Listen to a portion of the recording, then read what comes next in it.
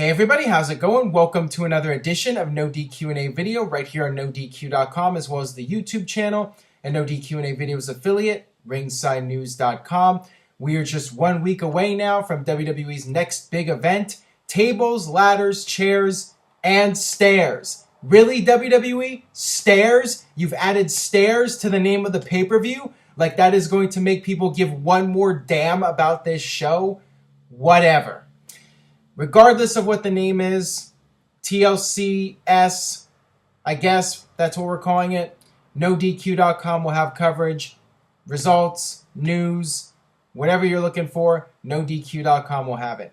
Now that we got that out of the way, let's get down to your questions via spring.me/AaronRift. First one today from JoJoJeff91. Hey Aaron, what's up? Do you think Randy Orton versus The Rock will ever happen? And if yes, do you think that they would let Orton get the win?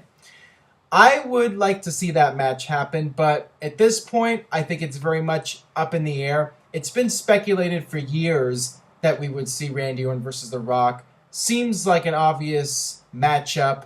The Rock, a third-generation star. Randy Orton, a third-generation star. Two of the biggest stars in recent WWE history, going back the past 10, 15, 20 years. One would think WWE would have done that match by now, but it hasn't happened. And when you look at the list of potential opponents for The Rock, I mean, it's a very short list right now because there's only a few guys left that you can have The Rock face at WrestleMania that would be a fresh matchup. You could do The Rock versus Brock Lesnar, and Randy Orton, I think, is the other major name that you can put against The Rock at WrestleMania. I think it's going to come down to the stars aligning. Will The Rock be able to even appear at WrestleMania for a match? He's a very busy man. He has his movie projects.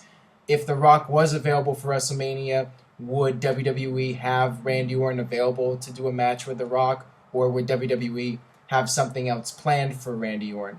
So there's a lot of different factors. I would love to see the match happen, but I think that at this point, the odds are against it happening unless The Rock is available and WWE has Randy Orton available. Right now, I think it's doubtful we see that match at WrestleMania this year. Maybe next year. I guess you cannot rule it out, but it's definitely going to take some luck and stars aligning for that match to take place. And as far as who would win that match, I would hope that Randy Orton would get the win since he is the guy that is on television every week. To me, that makes sense. But then again, if Randy Orton's the heel, WWE might want to go with the feel-good finish where the babyface goes over. All right, got this question here from Alexander WWE. Hey Aaron, who do you see Randy Orton facing at WrestleMania 31? Please answer in video. Well, I just mentioned The Rock as a possibility, but I do think that the odds are against it happening. I think it's more likely we see Randy Orton against somebody who is active in WWE right now, and that person is Seth Rollins. To me, that is the logical match for WrestleMania 31. Seth Rollins needs a big WrestleMania match, and WWE has already started this feud between Seth Rollins and Randy Orton. Randy Orton has been gone for a month now, and he should be back at any time to continue the feud with Seth Rollins. And I see no reason in having this match take place right away. You got the Royal Rumble coming up. You can put them in the Rumble match and do some sort of angle there to keep the feud going. You have the Fastlane pay-per-view in February, whatever WWE's calling it. And I would not waste that match at Fastlane. So I would find a way to keep the feud going without the two of them actually having a one-on-one match and save that for WrestleMania. So both guys have a high-profile match at WrestleMania. You definitely want Orton in the big match, and Seth Rollins should have a big WrestleMania match as well. So to me, that would be the right matchup for those two to face off at WrestleMania 31. All right, this one comes from MMA Mike Zero. What are your thoughts on the Monday Night War series on the WWE Network? I think it's been great, and I thought The Rock's was as well. I have only seen a little bit of the Monday Night War series. I did not watch more than half an episode. My opinion is that it's very one-sided. It's coming from the perspective of the winners, And, that's something that bothers me. WWE always tries to make themselves look like they were perfect, and WCW screwed up everything, and they only got to that point where they were winning the war because of dumb luck and because they had the money. They were throwing the money around. I mean, as somebody who grew up during that period and lived through the Monday Night Wars, I mean, there was a time when WCW was putting out better television than WWE. That is a fact. Regardless of how many big names they stole from WWE, WCW was changing the industry. Nitro was a hot show during those early years, whether WWE wants to admit it or not. So to me, it's a bit frustrating to watch the series when it's coming from the perspective of the winners. If it wasn't so biased, I think I would enjoy it more. But from what I've seen, I mean, it just bugs me watching it, and not really a fan personally. All right, next one here comes from Live Life Loudly. Hey Aaron, do you think it would have been better to keep Harper and Rowan together as a tag team rather than split them up? As single stars, they would probably be stuck in mid-card hell, but as a tag team, they could have strengthened the division greatly. I think WWE missed out, and to me, they should have actually done an angle to split up the Wyatt family and had those guys break apart rather than just randomly split the group up.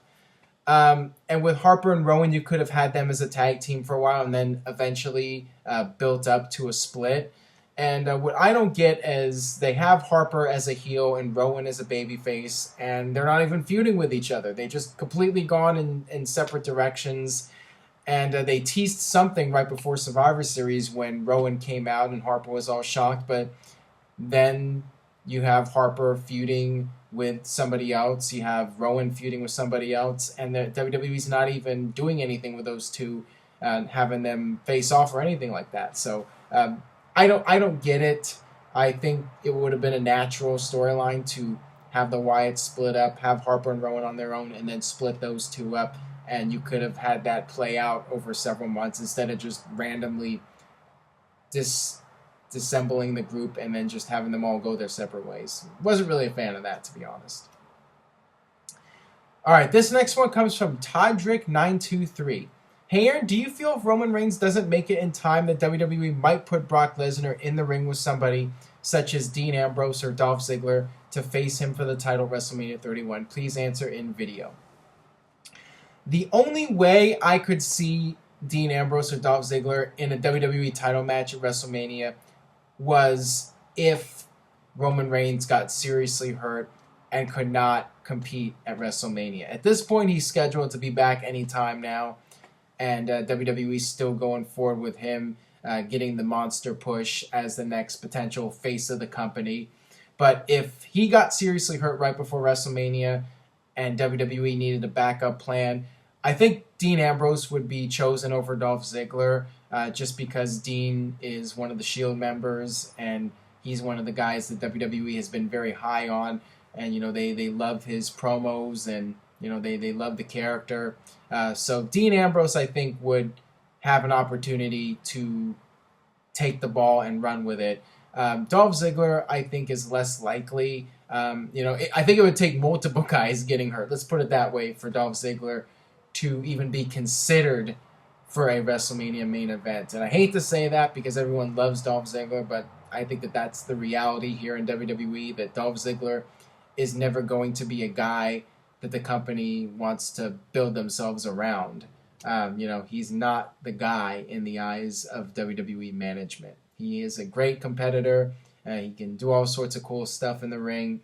He's the show-off, whatever, but he's not John Cena. WWE doesn't think that he's even close to being a John Cena, a guy that they can build the company around.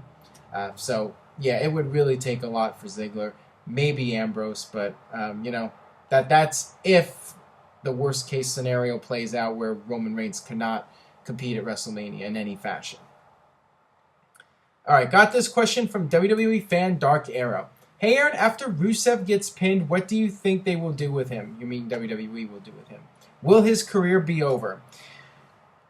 His career won't be over immediately, but I'm predicting the usual pattern.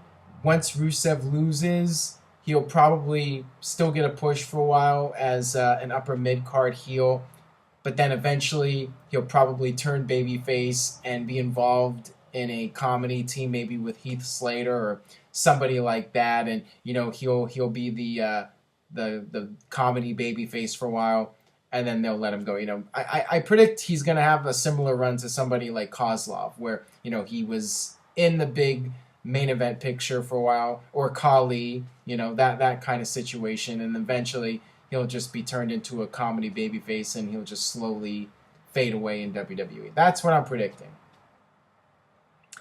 All right, got one more question here. Hey, Aaron, is it too late for Cesaro? Same with Tyson Kidd. Well, one would say that it's not too late. It's never too late. But we all know how Vince McMahon feels about Cesaro. He feels the guy lacks charisma and he lacks the verbal skills. So I think it's too late for Cesaro to rebound and be a main event guy in WWE. I mean, at WrestleMania, we all thought he was on his way to being something special. I mean, the crowd was so much into him, but I guess Vince just doesn't view him as a top guy, and I don't think that anything is going to change that unless Cesaro suddenly gets really good on the mic or shows more charisma or whatever. So yeah, I think it's too late for Cesaro to get back to the level that he was at with popularity, getting the kind of reaction that he got from the fans. And Tyson Kidd, basically the same thing. I think WWE views him as a lower card guy. That's what he's been labeled as. And he's been in that position for so long now. I don't really see anything changing with him, unfortunately. So that'll do it for this edition of No DQ&A video. Stay tuned to NoDQ.com for all the very latest in WWE and TNA, and I will see you guys next time.